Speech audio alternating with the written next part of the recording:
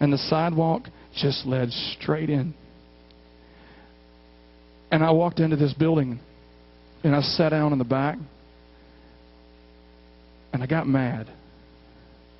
Because, I mean, you know, when you finally do something for God, isn't the sun supposed to shine? I mean, when you're finally obedient, you finally take the big step. The birds sing, and little baby angels fall around and sing songs to you. I mean, isn't that what's supposed to happen? People start giving you cars and houses and everything because you're obedient now. And I sat in this room, and I just started to kind of brew a little bit.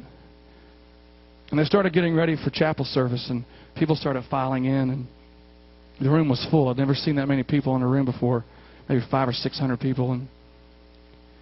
And these students got up on the stage, and they stepped up to the microphone, and I recognized some of them because they were new like me. And when they started singing, they were awesome.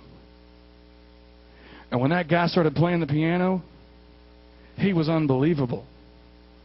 And all I could do is sit in the back of that chapel and think, now see, God, that is the kind of person you need. You see how good they are? People would listen to them for hours. I didn't hear a word they sang. I didn't hear a word anyone preached. And when that service was over, they all started filing out, and I stayed in the back. And after a while, they turned the lights off, and it was about 10:30 in the morning, and these blue stained glass windows just kind of shined in, and I started walking up to the front, and I came up to the front of the building, and there was this piano. Another one of those sovereign God moments. This piano was so big, it was a beast. It was so big they couldn't put it on the stage. They sat it in the floor. Otherwise, I would have never walked up onto a stage. And I went to the piano and I sat down. And I started playing the only 4 chords I knew.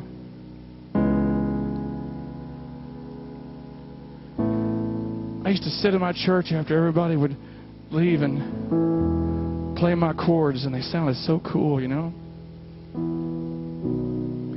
They didn't sound cool anymore.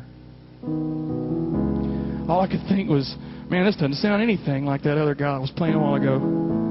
He was awesome. And I sat there at that piano in that empty chapel, and I had my first fight with God. And I was like, God, what's the deal? I mean, you know how I get. You know I get fired up sometimes, and I always seem to catch myself before I do something really dumb. But I'm in Florida. I have left the state. I got married. I've drugged my wife down here. She's working her first day of work to pay for this.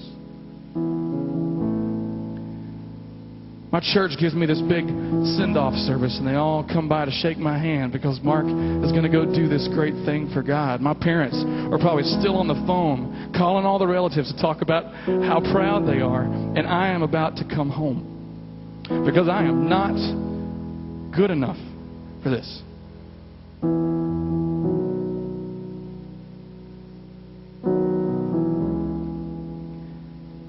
God started teaching me a lesson that day. A lesson that He's still teaching me.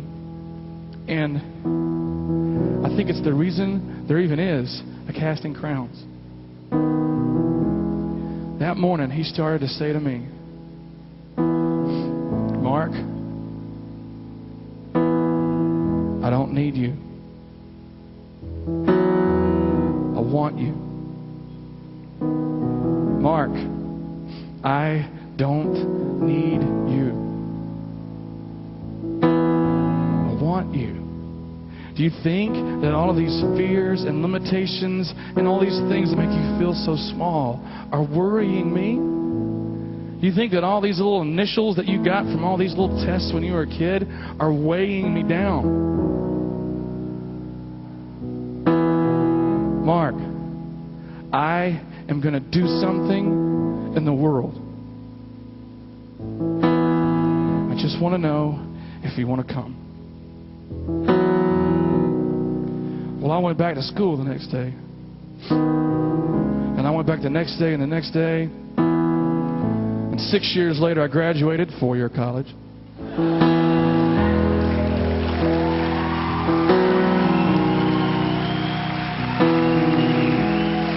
Algebra was my favorite class. I took it 3 times.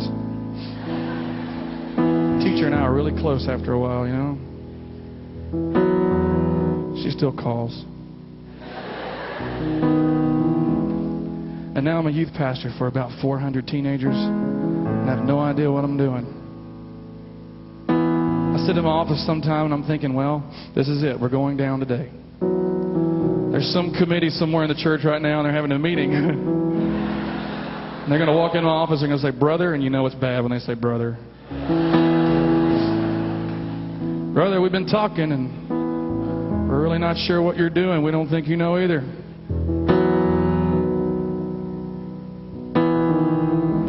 And it's on those days that God has to remind me, and I have them a lot. Mark, if I'd have wanted somebody else, I'd have called somebody else. You get up there, dyslexic boy. You show the world what I'll do through somebody that'll let me. And I have spent 13 years, listen to me. I've spent 13 years saying things I'm not sharp enough to say. I write songs I'm not good enough to write. I'm a part of things constantly. They're so above me. I am swimming in the deep end. Because God doesn't need me. He wants me. This song started at that great big piano in that great big chapel with the only 4 chords that I knew.